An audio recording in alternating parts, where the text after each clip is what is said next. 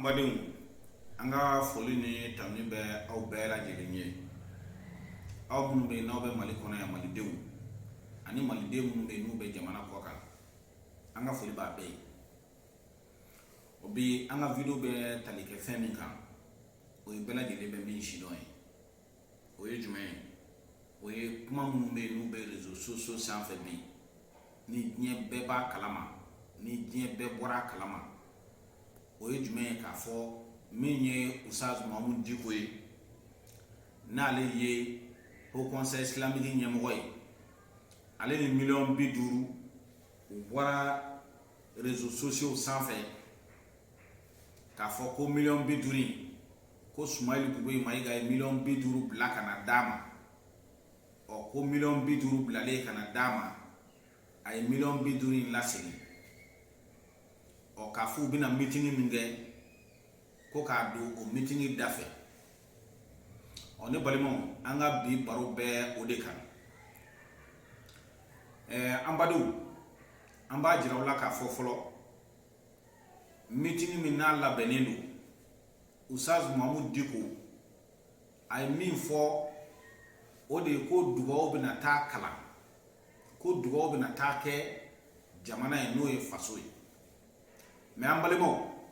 fo bɛɛ lajɛlen ka min faamuya fɔlɔ nin t'a siɲɛ fɔlɔ ye dugawu ka kalan jamana in kɔnɔ yan n'o ye Mali ye nin t'o siɲɛ fɔlɔ ye k'a fɔ dugawu kalan ka kɛ ka dugawu kɛ jamana ye n'o ye Mali ye o daminɛna o tɛ bila ko ye kabini maa minnu bɛ yen n'u ye Mali ye an bɛ se k'a fɔ olu y'a tu tigɛ ka na se bi ma dugawu bɛ ka kalan jamana in ye wa dugawu bɛ kɛ jamana in ye sarakati bɛ bɔ jamana in ye nka an badenw jamana ɲɛmaa fɛn o fɛn bɛ yen n'o tɛmɛna jamana in kɔnɔ yan k'a daminɛ Modibo Keyita la ka n'a bila bi fo Elhaji Ibrahim Boubacar Keyita la a bɛɛ ye sarakati bɔ jamana ye a bɛɛ ye dugawu kɛ jamana ye a bɛɛ ye musaka bɔ k'a don sarakati dafɛ ka kɛ jamana ye barisabu saraka a ti maa bila saraka a ti jamana bila saraka de b'a to jamana yɛrɛ bɛ kisi futinɛw ni balawu ani tɔɔrɔ caman bɛ yen saraka de b'a to ni jamana yɛrɛ bɛ kisi o ma min ye Oustaz Mahamoud Dicko ye an bɛna kuma ale ni an badenw yanni an ka taa ɲɛfɛ an bɛ fɛn min ɲini fɔlɔ o ye an bɛ don min na komi bi fɛn kelen bɛ yen n'a ma dabila an ka jamana in kɔnɔ yan jamana citɔla don dɛ barisabu diinɛ ni politiki de ɲagaminen bɛ ɲɔgɔn na diinɛ ani politiki olu de ɲagaminen don ɲɔgɔn na wa diinɛ dun n'a ma ɲagami ka n'a ma bɔ politiki la an ka jamana in kɔnɔ yan jamana in bɛn'i yɛrɛ sɔrɔ yɔrɔ dɔ la don dɔ an si ma sigi n'a ye barisabu jamana in kɔnɔ yan maaba ko ye tiɲɛ karamɔgɔ ko ye tiɲɛ seko ko ye tiɲɛ kutubu ko ye tiɲɛ waliju ko ye tiɲɛ maa si t'a fɛ fɛn ka fɔ i karamɔgɔ ma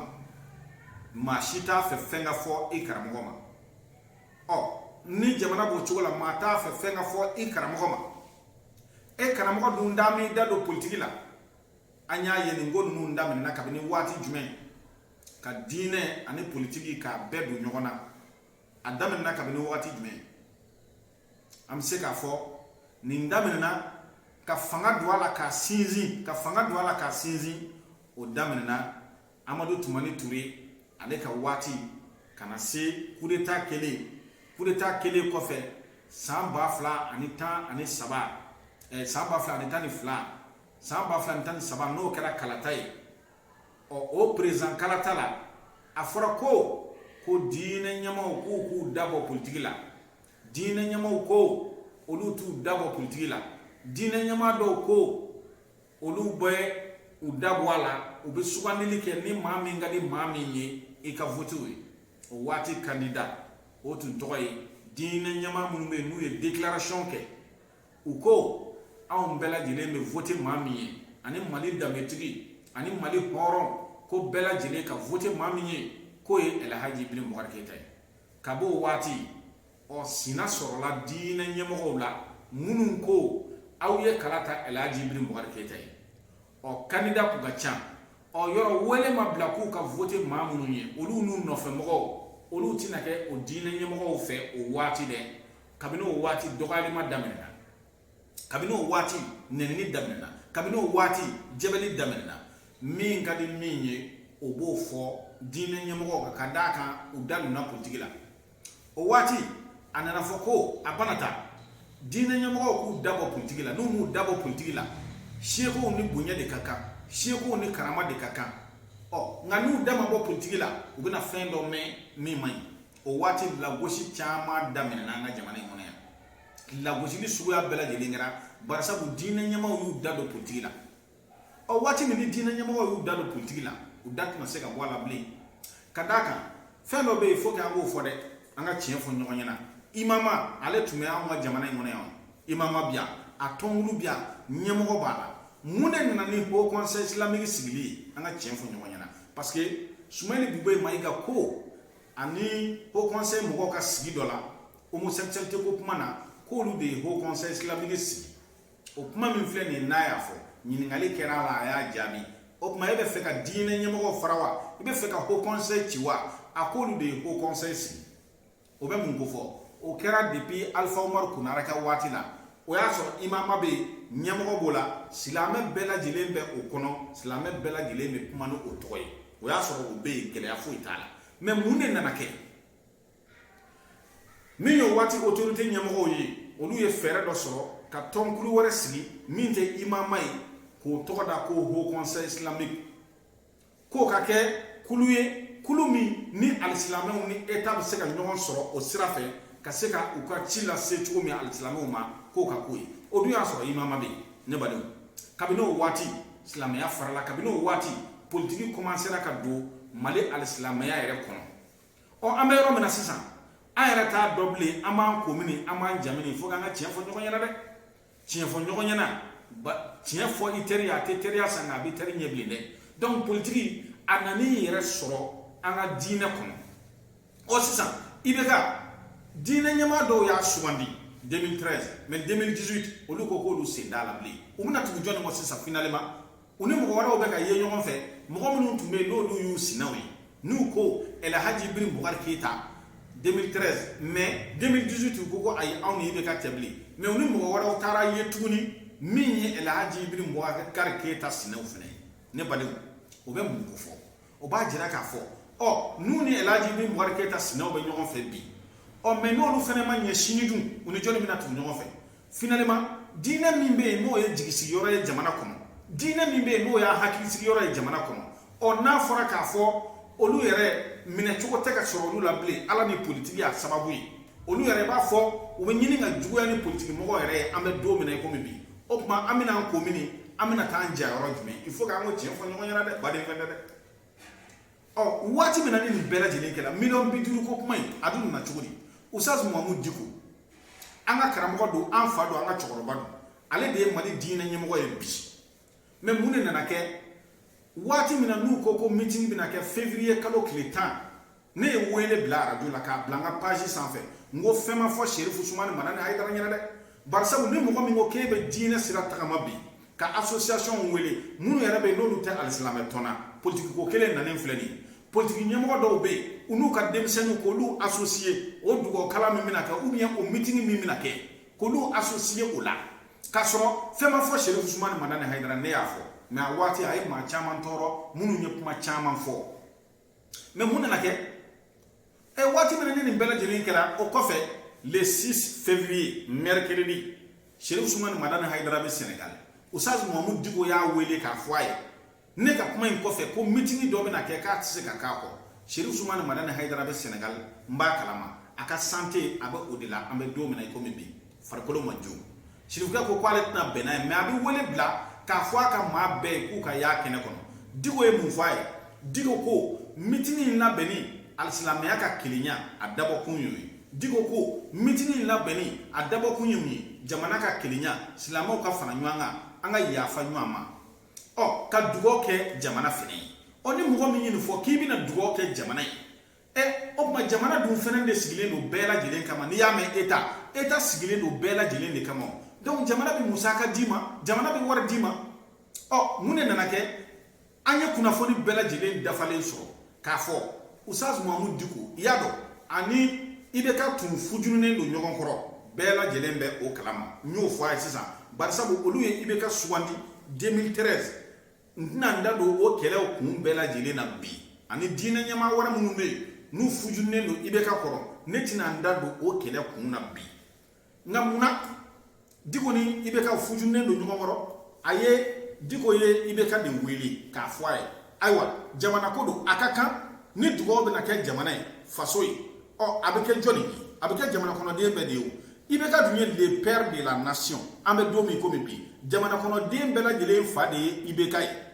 o jara mami nyowo e ka fadu o majaye ifadu mais o korate kaka koroni mali de be de IBK aya wole shinye damado IBK era tuma son ka usabu mamu digo ka appelta atuma son aka mais IBK era no fe mo be uko IBK makaka ata IBK ya appelta ako dugo kalambi na ke ka dugo ke jamana ka dugo ke fasoy eta joro e jume yala ela Jibril Boubacar Keita conseil des ministres temene mercredi aya fo ministre bela jelin tumbe usabu mamu digo ya wele dugo kalambi na ke mado dugo kala mado meeting ko dugo kalambi na ke 26 mars kono yala sa jamana be se ka basigi flow communauté ou yara dama be nyona flow olu ni dogono be ka nyoma fagali chara centre la fagali chara Bamako ya o ma munde be se ka ke yasa joli bon be se ka jo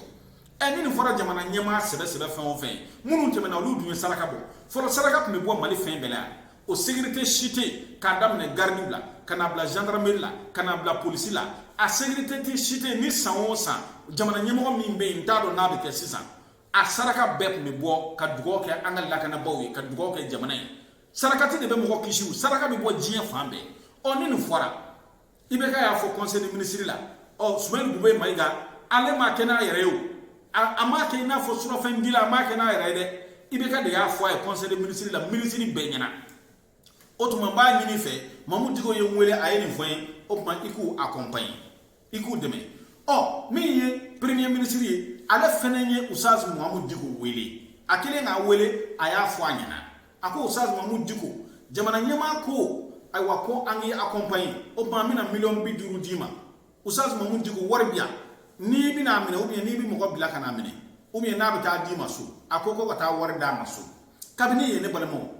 ni ya so warmi na bi na diko dugo ni ma wara ye ni organiser ka ba parce que meeting obi dugo kene ni na nyona ateta war boko ni ma waro tungele no ka wardi kaba hanni ni tungera Usaz Muhammad Diko e tunga nga fo a tiere la au bunya ba nona ntunya fo me ni wakati na ko be nyina wara kaba au ya ka war tui hali ni tum wara meja la ko fosa au ya ka war tui me au ye nani wari e dunya ni president fe premier ministre o bla la ko kake o ye mo ko bla ka tani wari o tara sura du fona ko dine e sutrali ko dine sigile me feminga ko dine ki ka fen dine kinimule ko kana to numa mulo ka bwa kalama obina sigi muma obina sigi ne ka kuma kelinde ma ka foko dine ni politiki na ma bonyona abina ka futne ni balaw do ya anga jamana imuna ya kumbe chuko tala barasa bu mashita fe fenga fo ka alimami ma mashita fe fenga fo e ka gidima opma odumena ni munyi o nyuma e munyi dine nyemo ko dabo politiki la me ama foko ku dabo jamana kuma na de o wara min daradi ni mogo soro la mamu digo kerefe ho conseil mogo jodi bala mamuru jodi bi saba ani ko mais anya ni mogo fla aka charger la communication ana le yere anya wari sini yere wari min nyini itumi wari di sutura la dra maseni belaw ni wari di sutura la ka fo ay nere ta fo wari yere kuma nga se yere jagwa ka ta bo ka fo ay ayatu ni yere kunyo fo be famu gouvernement kwa be wari di ngwa ka sini ne ka to bo ko filimi mais avant ça dugawu chama kereya transition wati dugawu kereya 26 mars kono Amadou Toumani Touré ka wati dugawu kereya 26 mars kono o ma olu wari warami olu wari wararo mais il faut ka nga tien fo nyoya na baden fente mais wati mina ni million bi duri e na dira ko ka dugawu de ke kene kono e ne badu be ba do ka fo ni ko be meeting organiser anga na nyina koy 26 mars min flene jamana ta do faso ta de do faso taye 26 mars yu pale munu fene faso tatewa CCB faso tatewa jere yoro munu be ngo musaka de bidwala bonni ko kibi na tam meeting ko ubi dugo kalanke mo munu be no lu bina ube boro munu nakana sotarama munu bu takana nuyi kanu bla keneka ka klaka signuyi o wardi nun nana ji munu bi mi akeneka o be wardi nun nana fene sigiyɔrɔ min bɛ d'u ma olu bɛɛ ye wari de sonorisation appareil minɛ minnu bɛna nin bɛɛ lajɛlen fɛnɛ ye wari de ni jamana dugawu de bɛna kɛ jamana yɛrɛ ye o kuma jamana ɲɛmaa minnu bɛ yen bi n'Ala ye jamana kalifa olu la jamana tɔ ɲɛmaa tɔw y'a kɛ Musa Tarawele y'a kɛ Alpha Umaru Konare y'a kɛ min ye Modibo Keyita ye o y'a kɛ o kuma olu bɛ se ka kusa ni Elhaji Ibrim Bukari Keyita ye wa munna a tɛ faso dɛmɛ munna dugawu bɛna kɛ chrétienw ta la ya bɛɛ y'a mankan mɛn a ma dogo mɔgɔ la o cɔrɔ dɔ taara n'a wari ka taa d'u ma u ka pèlerinage la $50,000 a kuma poyera a jara wa mais dɔwɛrɛ tɛ o a dira de ko ka dugawu kɛ mais hali o wari yɛrɛ a dira contexte min kɔnɔ o de nana mankan wuli n'o tɛ a ka kan a kan ka di ni dugawu bɛ kɛ jamana ye faso ye munna wari tɛ di o de kama ne ko n badenw an bɛ yɔrɔ min na komi bi u k'a lajɛ min ye diinɛ ani politiki n'u m'a bɔ ɲɔgɔn na diinɛ ni politiki maaw u k'an ka diinɛ ɲɛmaaw k'u senbɔ u sen na jamana autorité k'a ɲini u fɛ sariya ka ta min ye politiki ani diinɛ Sénégal filɛ nin ye bi diinɛ ɲɛmɔgɔw bonyɛnen don Sénégal mais Sénégal diinɛ ɲɛmɔgɔw da tɛ politiki la dɛ nka ni min sigira i b'a ta u ka dabada ma n'i m'a ta u ka dabada ma i bɛ taa an ka diinɛ ɲɛmɔgɔw mun de ka d'an ye munna anw y'an da dun na dɔwɛrɛ tɛ koyi anw tun bɛ min fɛ anw tun ɲɛna nin dugawu kalan in ye dugawu kalan ye anw tun ɲɛna nin meeting in ye meeting de ye ka taa dugawu kɛ wa o de kama ne kun y'a fɔ radio la ne kun y'a fɔ fan bɛɛ fɛ n ko siga foyi t'a la nin diinɛ ɲɛmaa ninnu ka fara ɲɔgɔn kan kɛnɛ kelen kɔnɔ k'u ye o de y'anw ka nimisi wasa ye o de ka di anw ye mais ne nana ye ni min filɛ nin ye nin ko in kɔnɔ an b'an yɛrɛ ɲininka fɔlɔ est ce que tiɲɛ yɛrɛ la ko in dabɔ kun ye ka taa dugawu kɛ jamana ye wa o ye kelen ye a filanan ye jumɛn ye est ce que Ustaz Mahamudu Dicko kɔmɔgɔw b'a kalama k'a fɔ ko ale yɛrɛ de IBK wele k'a fɔ a ye wa a welela fana k'a fɔ a ye ko wari bɛna taa d'a ma wa est ce que u b'a kalama wa est ce que Haut Conseil bɛɛ b'a kalama wa nin ye ɲininkali ye donc an tɛna video in an t'a jɛnya an bɛ foli di maliden cɛ muso denmisɛn maabakɔrɔ bɛɛ lajɛlen ma hakɛto bɛ nin ka salala Muhamadu